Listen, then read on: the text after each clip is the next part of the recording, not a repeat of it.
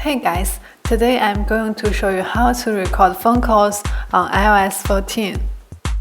For your convenience, I will put the QR code of the call recorder app I use in this video on my screen. You can directly scan the code to have it on your phone.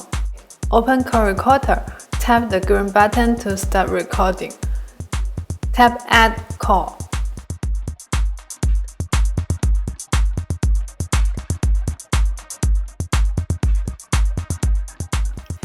Tap Merge Calls.